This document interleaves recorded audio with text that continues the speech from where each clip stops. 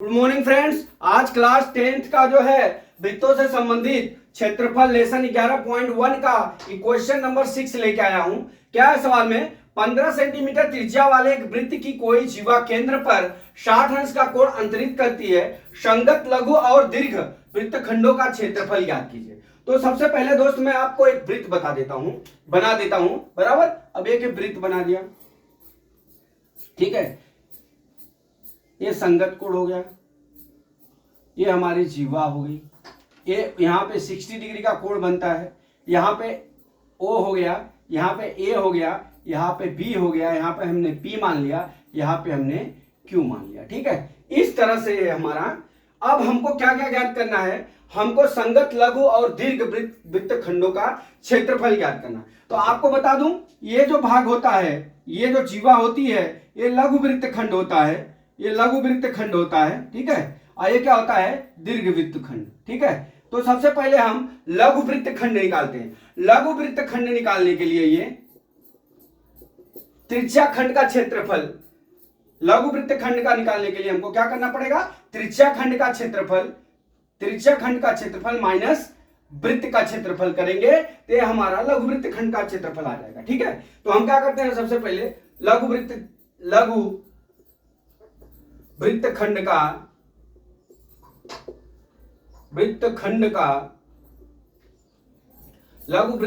का क्षेत्रफल बराबर क्या हो जाएगा, हमारा ये हो जाएगा, क्या हो जाएगा, लघु त्रिज्या खंड का क्षेत्रफल। लघु त्रिज्या खंड का क्षेत्रफल, लघु त्रिज्या खंड का क्षेत्रफल मतलब क्या हो गया, OAPB, ठीक है, माइनस त्रिभुज का क्षेत्रफल बराबर क्या हो जाएगा हमारा, OAB, ठीक है। अब यहां पे दो टॉपिक हुआ, एक लघु वृत्तखंड का क्षेत्रफल ज्ञात करना है और एक त्रिभुज खंड का क्षेत्रफल ज्ञात करना है। तो सबसे पहले मैं इसमें ये सूत्र में से हम जो है सबसे पहले हम क्या निकालते हैं, ये निकालते हैं क्या, लघु वृत्तखंड का क्षेत्रफल। पहला लघु त्रिज्या खंड का क्षेत्रफल, लघु त्रिज्या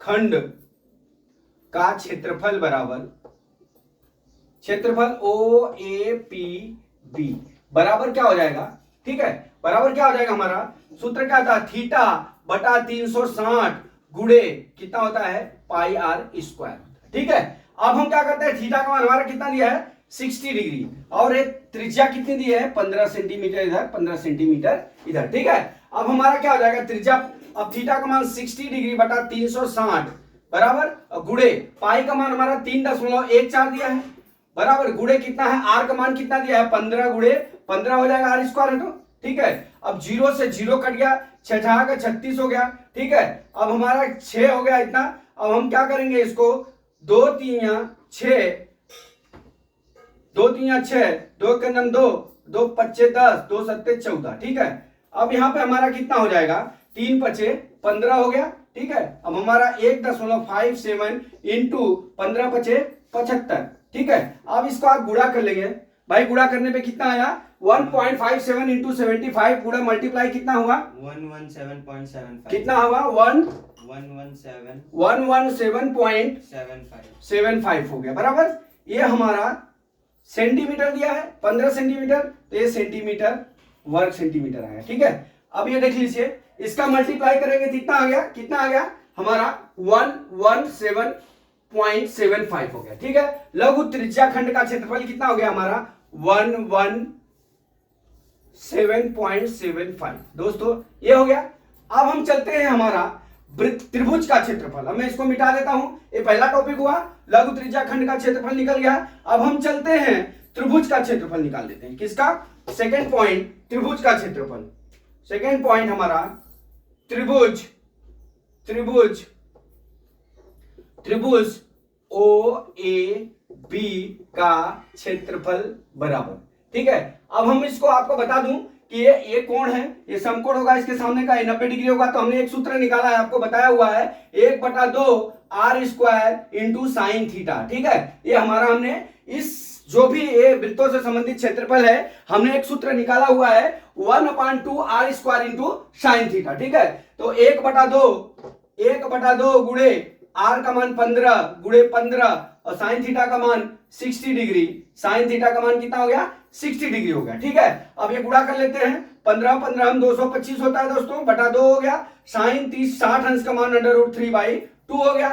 ठीक है, अब यहाँ कितना हो गया, उसका मल्टीप्लाई कर लेते हैं। तो 225 गुणे √3 बटा कितना हो गया? 4। अब ये 4 से काट लेते हैं। 4 पचे 20 हो गया, 4 पचे 20, 2 22 हो गया, 25 आया, 4 छक 24, 1 25, 10 हो गया, 4 दूना 8, 4 पचे 20, इतना हो गया। अब हमारा कितना में कितना गुणा करना है? 56.25 गुणे √3 का मान हमारा कितना दिया है? 1.73 दिया। ठीक है, अब ये 56.25 गुणे 1.73 करेंगे तो कितना आ गया भाई गुणा करने पे? 97.31। कितना आया? एक मिनट, ये हो गया हमारा गुणा करने पे कितना आ गया हमारा? 97.31।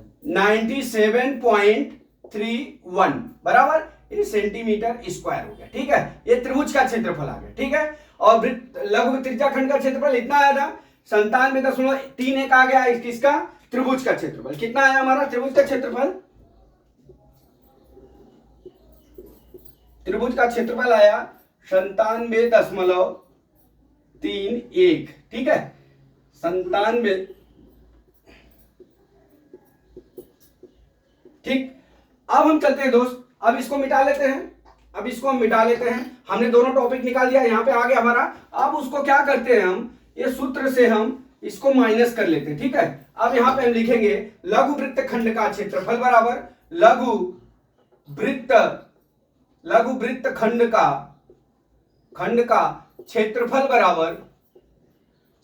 बराबर कितना हो जाएगा हमारा? कितना है? 117.75 माइनस 97.31 हो जाएगा। ठीक है, ये सेंटीमीटर स्क्वायर हो जाएगा, ये सेमी स्क्वायर हो गया, ये भी सेमी स्क्वायर हो गया। ठीक है, इतना हो गया। अब घटा लीजिए। अब जब हम घटा लेंगे, यहाँ पे घटा देता हूं 117.75 97.31, 15 में से 5 में से गया 4, यहाँ 7 में से 3 गया 4.0, 11 में से 9 गया 2 हो गया, 20 दशमलव कितना आ गया? 20.44 आ गया। ठीक है, कितना आया? 44 सेंटीमीटर स्क्वायर। ये पहले का आंसर हो गया। ठीक है, लघु वृत्तखंड का क्षेत्रफल हो गया। ठीक है, लघु वृत्तखंड का अब हमको क्या ज्ञात करना है? अब इसका क्षेत्रफल कितना आ गया लघु वृत्तखंड का? 20.44 सेंटीमीटर स्क्वायर हो गया। अब हमको क्या करना है? दीर्घवृत्त का क्षेत्रफल ज्ञात करना। ठीक है, दीर्घवृत्तखंड का क्षेत्रफल ज्ञात करना है।